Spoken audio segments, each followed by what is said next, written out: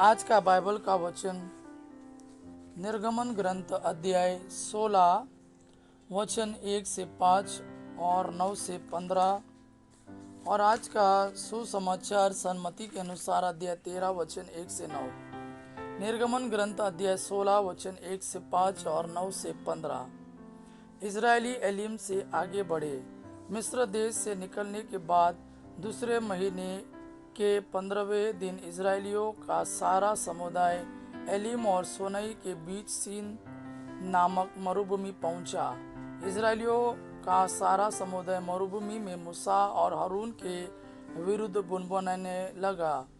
इजरायलियों ने उनसे कहा, हम जिस समय मिस्र देश में मांस और हड्डियों के सामने बैठे थे और इच्छा भर रोटी खाते थे, यदि हम उस समय प्रभु के हाथ मर गए होते तो कितना अच्छा होता।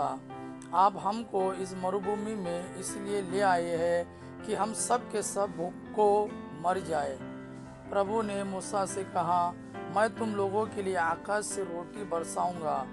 लोग बाहर निकलकर प्रतिदिन एक एक दिन का भोजन बटोर लिया करेंगे। मैं इस तरह उनकी परीक्षा लूंगा और देखूंगा कि वे मेरी संहिता का पालन करते हैं या नहीं। छठे दिन उन्हें दूसरे दिनों की अपेक्षा दुगनी रोटी बटोर कर तैयार करनी चाहिए। मूसा ने हारून से कहा, इजरायलियों के सारे समुदाय को यह आदेश दो, प्रभु के सामने उपस्थित हो, क्योंकि वह तुम्हारा बुनबुनाना सुन चुका है।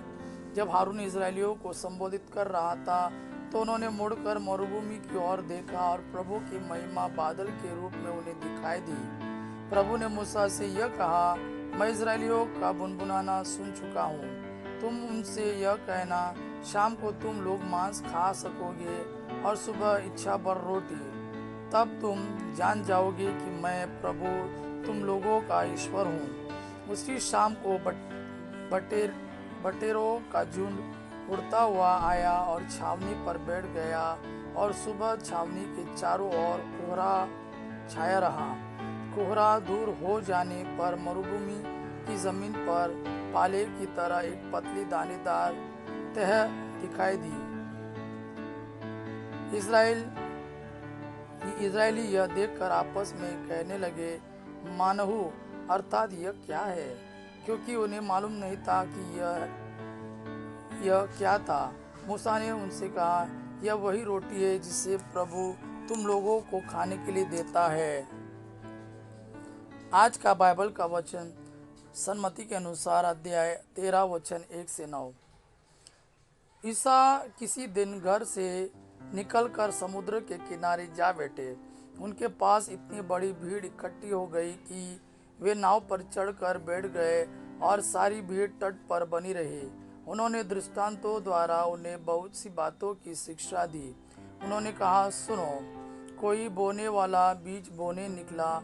बोते बोते कुछ बीज रास्ते के किनारे गिरे और आकाश के पक्षियों ने आकर उन्हें चुग लिया। कुछ बीज पथरीली भूमि पर गिरे जहाँ उन्हें अधिक मिट्टी नहीं मिली। वे जल्दी ही उग गए क्योंकि उनकी मिट्टी गहरी नहीं थी। सूरज चढ़ने पर वे झुलस गए और जड़ न होने के कारण सूख गए। कुछ बीज कांटों में गिरे और कांटों ने बढ़कर उन्हें दबा दिया। कुछ बीज अच्छी भूमि पर गिरे और फल लाए, कुछ 100 गुना, कुछ 60 गुना और कुछ 30 गुना। जिसके कान हो वह सुन ले। यह प्रभु का वाणी है। प्रभु को धन्यवाद। अबा पिता की महिमा और पुत्र यीशु का प्रेम आप पर सदा सर्वदा बना रहे। आमीन।